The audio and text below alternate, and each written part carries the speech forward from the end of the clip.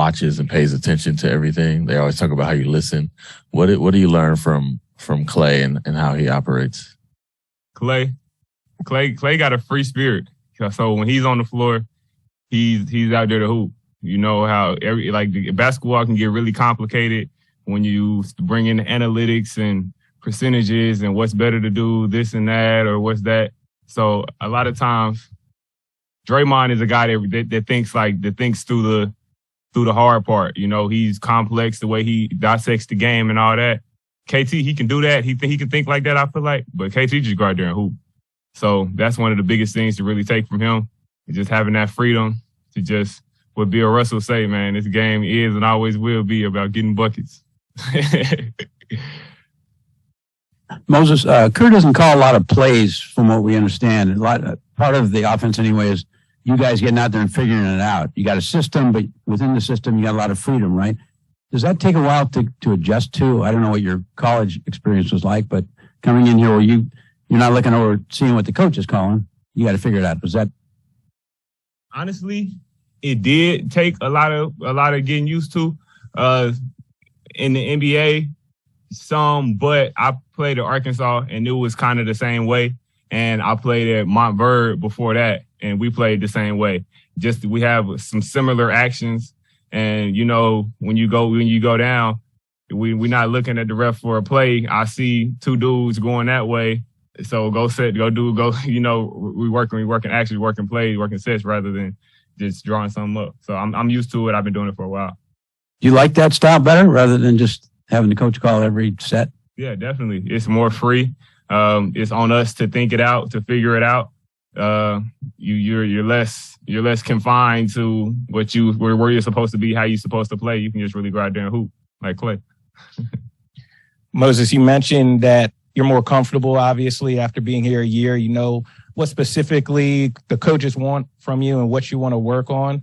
You've been living here for a year now. Have you grown comfortable with being in the Bay, and have you kind of carved out your niche and your routine and all that stuff? Because I know that's kind of important, too, to help you get locked in on the court, having your surroundings more comfortable as well.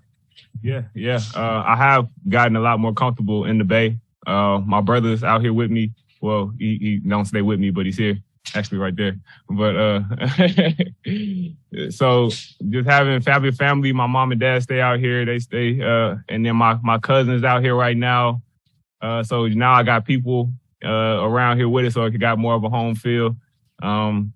Just more familiar with the area. I got places to go eat and all that. But at the same time, I enjoy my free time, just chilling. So, and I asked the rookies this couple weeks ago, like, have you done any exploring of the Bay? Not like the tourist stuff like the Bay Bridge and the Golden Gate Bridge, but like, do you have a favorite neighborhood? Do you have spots you go? And you don't have to name the spots, obviously, but have you gotten a chance to get out and kind of explore your surroundings out here? Not really as in depth as I know it is. You know, being from where I'm from, Arkansas, I had, and knowing like the jewels that, you got to be there to find, be there to see. So I know I haven't dug that deep into the Bay and to find out all of those. Juan then got up out of here. He was supposed to take me around, take me to his spot. But yeah, there's more exploring to do, definitely. You see any signs of Steph Curry getting to be too old? Nah. That's one thing about Steph. Like coming here as a young guy, you kind of gotta figure out what greatness looks like. You see it on TV, you see how all that goes, but you don't really know. And really, the way that it kind of seems is, you work so hard right now, so you'll be good later. And once you're good later, you don't got to work that hard, and then it just comes naturally. But if you got that mindset, if you come in and watch Steph Curry work out, it's gonna be depressing. Because there's no light at the end of the tunnel. He's working harder than the dudes that just getting here, working harder than young players. He's the best player. So just being able to come and see that and see that early, so I know that it's not gonna get easier, and knowing that that's the road you got to take to be the best player you can be. By the same token, though, we hear good things about your work ethic. Where does it come from? Honestly, when I was younger, I always, matter of fact, I'll take y'all even all the way back. So when I was probably about 4th grade. And, I played ball. I played basketball and football. So in football season, I played football. Basketball season, played ball. I didn't really do too much. I always worked out, but nothing crazy. But then my brother would be outside. And I remember specifically, it was one time I'm sitting there at my window and he got like piles of leaves outside his cones. And we lived on a hill. So he doing moves on the cones, going up, sweating, shirt off, working out. And I was like, man, I ain't going out there today, but he's in the 6th grade. So once I get to the 6th grade, then I know I got to turn it on, and that's when I got to get on there.